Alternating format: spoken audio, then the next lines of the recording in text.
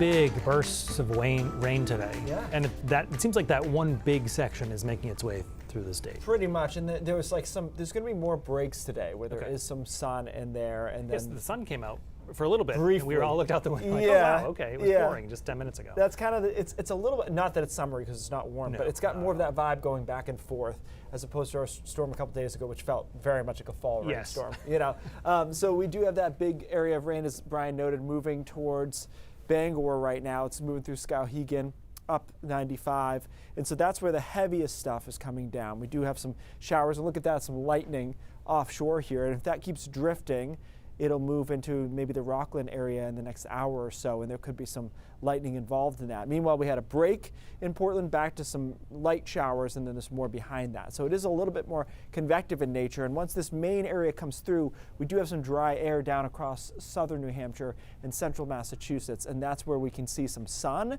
before those pop-up showers and storms moving through the New York and Vermont border there. So that's where some of the more convective stuff is.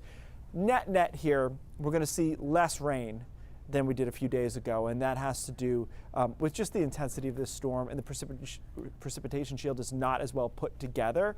And you can see that in the visible satellite too. We have this rain shield. There's that little break that Brian noted moved over southern Maine, and then we've got more breaks in the cloud cover down here. If we get into some of that, we could quickly get into the mid-60s when we get into a little bit more in the way of clearing. So as far as future rainfall amounts here, looking at generally another 0.2, 0.3 inches of rain. I don't think we're going to get another 0.9. That's probably picking up on some isolated shower or thunderstorm that's unlikely to move through Freiburg specifically. So many of us will end up with about a ½ inch of rain from this event, as opposed to the inch and a quarter that we had recently. Of course, put it all together, and it's going to do some good, it would seem, for the drought. We'll find out how much good when we get a little bit closer. I do want to note that with that band and right ahead of it, there's some reasonable wind gusts. Nothing crazy, but 33 miles an hour due south in Bar Harbor. Rockland is at 24 miles an hour, and that's before that batch of rain has even come through. So we're not going to have,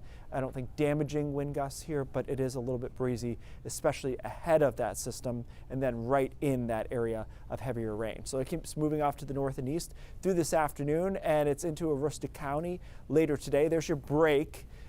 How much sun we see, maybe not quite this much, but I think we will get into some sun and temperatures quickly into the mid-60s. And then some follow-up showers are possible. Not everyone will get in on one of those. By the time we get to sunset, you can see most of the state is now dry, and temperatures will fall down into the 40s and 30s overnight tonight. We'll get down to close to freezing in the mountains, closer to 40 flat or so along the coast and inland. And tomorrow is a largely dry day. It is breezy. Temperatures are about 60 along the coast, 50s inland, and then low 50s into the mountains, with just an isolated shower chance in the mountains later in the afternoon. And Thursday, Friday, Saturday, Sunday too, are all days that I would characterize as generally dry with a very isolated chance of a shower. That's kind of the pattern that we're going to be in. There's just enough moisture in here. So we have a shower chance in the mountains Thursday afternoon. Another chance of a shower, I'd say early Friday night in New Hampshire and southern Maine, and then an isolated chance for a pop-up shower on Sunday too. I'd put each of these chances below 15%, which is why you do not see it in the 7-day forecast, because I think most of us end up dry. Crisp, though, that's one way to put it. On Saturday, high of 50, low of 30. On Saturday night's chilly. We'll be at 30. Some of us will be into 20s as well. Watching a storm next week. The models are really funky next week.